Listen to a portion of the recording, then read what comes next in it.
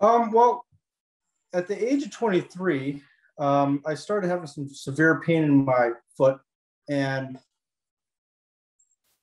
I was having multiple flare-ups throughout my life. And what ended up happening was that I was kept on getting misdiagnosed with other things that it possibly could be, because I didn't expect gout to hit a person who was 23. So what I ended up eventually was I kind of figured out, once I'd gone through residency, that maybe it's gout, and I started treating it basically for gout.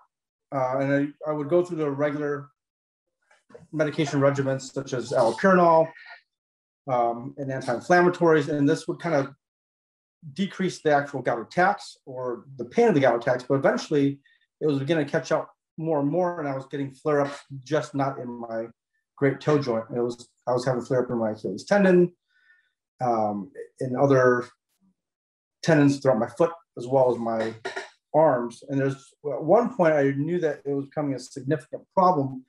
Was I was having this recurrent pain that was plantar to my heel, and I had a colleague actually take a look at it. They opened it up, and it was just a whole slew of gout that had come out of this small little abscess on the bottom of my foot. So I knew that there had to be something bigger or better to help to control gout long-term wise, because even though I was decreasing what I thought was decreasing my attacks, I was still building up a significant amount of uric acid in my system. So eventually I was looking at a couple of lectures, and it became that there was an IV infusion therapy that was available. And going through the process, I eventually was able to get on the IV infusion therapy. And after, I'd probably say about the third or fourth infusion, I was feeling significantly better, and I was actually able to finally start working. And all the little things that I had always attributed to normal pain or just me getting older and my joints getting a little more arthritic was actually gout crystal building up in my hands and my feet, my elbows, joints, and tendons.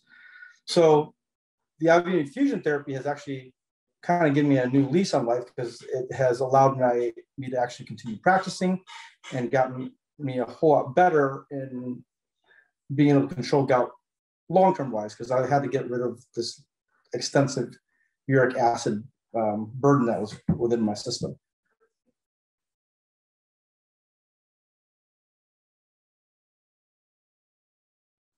Well, it's made me a really big, fierce advocate for gout. I mean, I can understand the pain that goes with it, but I think what it really, the bigger push on me, the bigger focus is actually really not just alleviating the pain, but decreasing the associated risk with gout.